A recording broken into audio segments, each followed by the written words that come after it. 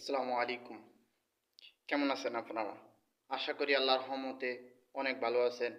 আমি আল্লাহর রহমতে সুস্থ আছি। এজন্য রবের দরবারে শুকরিয়া আদায় করি আলহামদুলিল্লাহ। আমাদের মাঝখানে মুসলিম উম্মার জন্য রহমত, মাগফিরাত ও নাজাত নিয়ে আবারে চলে আসলো মাহে রমজান। তাই আসুন এমন একটি মুসলিম উম্মার জন্য মহান রব্বুল আলামিন একটি নেয়ামত স্বরূপ মাহে রমজান দান করেছে। আমাদের গুনাহের জন্য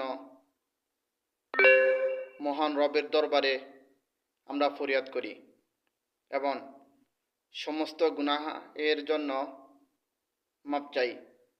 আসুন আমরা সবে মাহে রমজানের ফজিলত যেন আমরা মাহরুম না হই, সেজন্য এখন থেকে প্রস্তুতি নিন।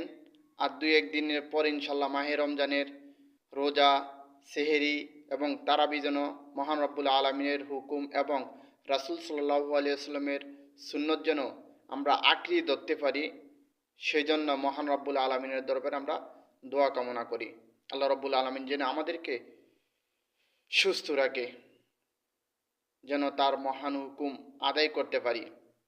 এবং এমন একটি মাস রমজান মাস, আমরা যেন বেশি বেশি কোরআন তেলাওয়াত করি, বেশি বেশি দোয়া পড়ি, মহান রব্বুল আলমিনের কাছে আমরা অতীতের সমস্ত গুনাহের জন্য ক্ষমা চাই।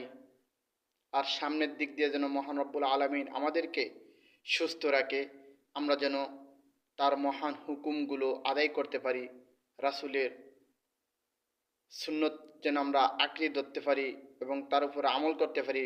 মহান রব্বুল আলমিন যেন সেই তৌফিক দেয় আমাদেরকে। আর এমন একটি মাহে রমজান, একটি আমল করলে তার 70 গুণ মহান রব্বুল আলমিন সওয়াব দিয়ে দিবে। এবং এই রোজার ফজিলত এত বেশি মহান রব্বুল আলমিন তার কুদরতি হাতে দান করবে। এই জন্য আসুন মাহে রমজানের ফজিলত সম্পর্কে আমরা অনেক ধারণা আছে। তাই আসুন মাহে রমজান আমরা যেন অবহেলা না কাটিয়ে মহান রব্বুল আলামিন যেভাবে রাজি খুশি হন সেভাবে যেন আমরা কাটাইতে পারি। মহান রব্বুল আলামিনের কাছে আমরা এই ফরিয়াদ করি এবং সামনের দিনগুলো যেন আমরা খারাপ কাজে সময় ব্যয় না করে আমরা যেন রবের দরবারে এবং রবের কাছে যেন আমরা কাটাইতে পারি, যেন আমরা ঈমান ও আমল নিয়ে যেন অন্ধকার কবরে যেতে পারি। মহান রব্বুল আলামিনের কাছে এই ফরিয়াদ, হে রব্বুল আলামিন, তুমি আমাদেরকে নিষ্পাপ